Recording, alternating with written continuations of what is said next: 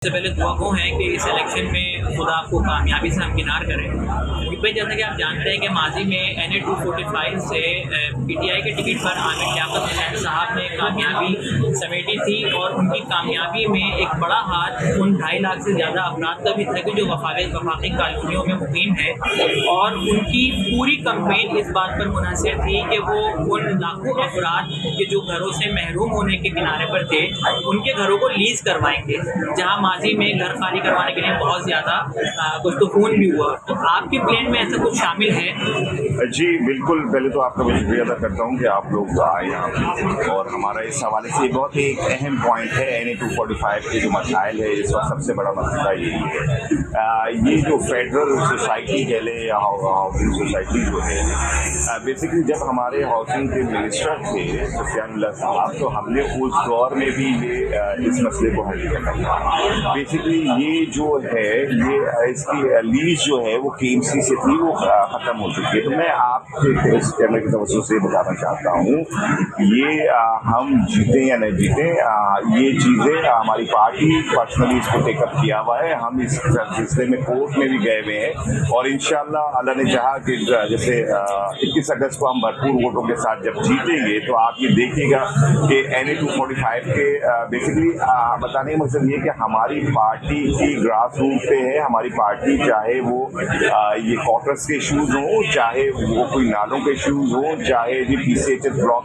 6 का इशू हो जहाँ पे बारिश के पानी से डूब जाती है, चाहे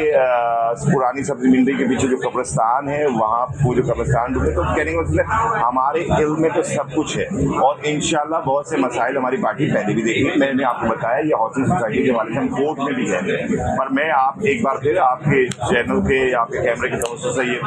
पब्लिक को यकीन दहानी कराना चाहता हूँ कि इस मसले को इंशाल्लाह हमने वैसे टेकअप किया हुआ है, पर जीतने के बाद इस मसले को भरपूर तरीके से उठाएंगे, और इस मसले को जल्द से जल्द वफाक से हम अगर करवाना होगा हल, तो हम वफाक से भी इसको जल्द से जल्द हल करवाएंगे। एक सवाल ये था भाई कि कल तक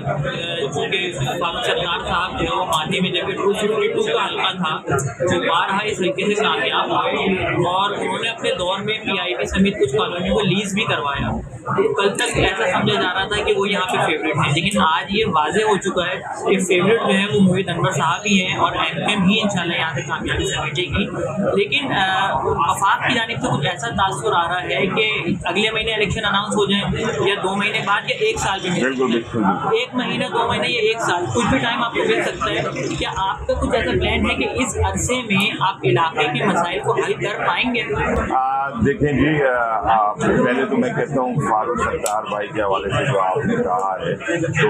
बिल्कुल मैं ये नहीं कहता कि उनकी कोई शख्सियत है, कि बेसिकली ना मेरी कोई शख्सियत है ना उनकी कोई शख्सियत। अगर हमारे अंदर कोई चीज़ है तो वो हमारी पार्टी MKM मुत्तहिदा कौमी मूवमेंट का प्लेटफॉर्म है। हमारी कोई पहचान है तो MKM का झंडा, MKM के जो इंतखाबी निशान है पतंग वो है। मैं ये समझता हूँ जो माजी में, मैं फारूक भाई को भी ये कहना चाहता हूँ अभी भी कुछ घंटे बाकी हैं, अगर वो सोचना चाहते हैं अपने आगे मुस्तकबिल के लिए तो बिल्कुल वो जी हमारे हक में दस्तबरदार है। मेरा कहने का मकसद ये है कि जो इस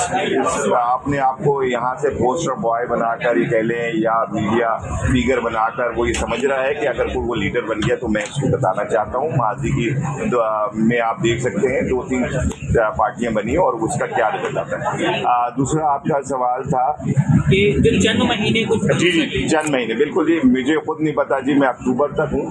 या अगले साल अगस्त तक हूँ। तो खैर मैं जब जाऊँगा, अभी सियासी सूरत ऐसे ही है, क्योंकि बहुत सी जगहों से हमें ये भी खबर आ रही है कि बहुत जल्द इलेक्शन हो जाएंगे, और बहुत सी जगह से ये भी खबर आ रही है कि इंशाल्लाह जो ये वफाकी हुकूमत बैठेगी ये अपना टाइम पूरा करेगी। देखते हैं, लेट्स सी कि जाने के बाद फिर पता चलेगा कि सही क्या हालात है। जैसे कि पीपल्स पार्टी की तो 2008 से सिंध में हुकूमत है, और MKM भी जो है वो हमारी 12 हुकूमत, और MKM से उर्दू स्पीक के बिलखुसूस काफ़ी तवक्कुआत हैं और उम्मीदें हैं। तो पीपल्स पार्टी ने जो कराची के साथ किया, अभी NA 245 के इलेक्शन में पीपल्स पार्टी के कैंडिडेट दानिश खान आपके हक में दस्तबरदार हुए, GUIF के कैंडिडेट अमीनुल्लाह साहब अपने अपने दस्तबरदार हुए, तो कोई उम्मीद है मुस्तकबिल में कि पीपल्स पार्टी ने आज कराची का हाल कर दिया है, इस दस्तबरदारी और इस इत्तेहाद से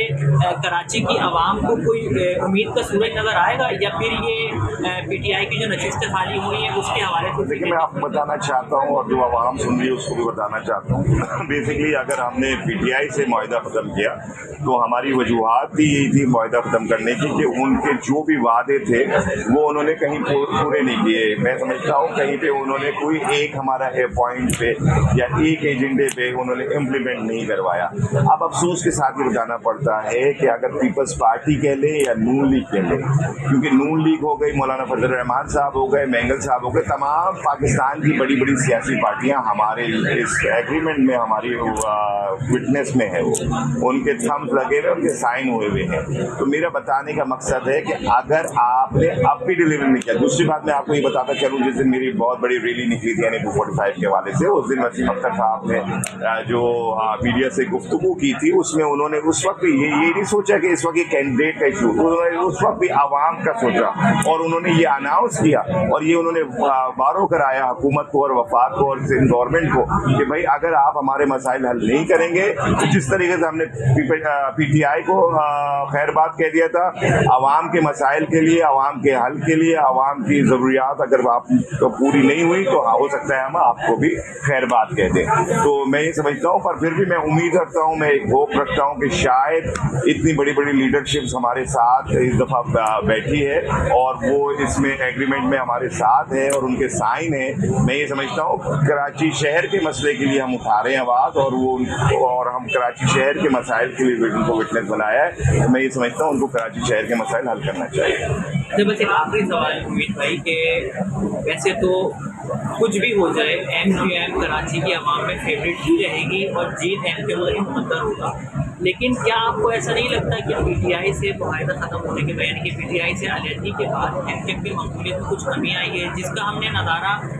नांडी के इलेक्शन जो हुए थे, बाई इलेक्शन, उसमें TLP और MQM जो है बहुत कम मार्जिन पे 64 वोटों से जो है वो MQM ने फतह समेटी थी। हालांकि उसी हल्के से MQM लाखों वोट लेकर जो है वो जीत भी रही है। ये आपने मेरे साथ 2-3 सवाल एक साथ कर दिए आपने, लेकिन पहले तो ये मैं बताता चलूँ कि PTI की आप जैसे पहले एक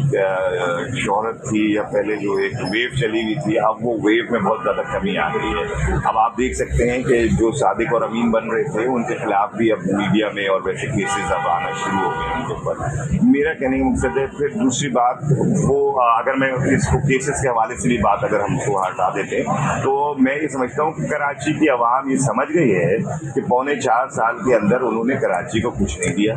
उन्होंने जिस शहर वालों ने उस पार्टी की लीडर को भी यहाँ से जिताया और उसकी पार्टी को भी यहाँ से जिताया,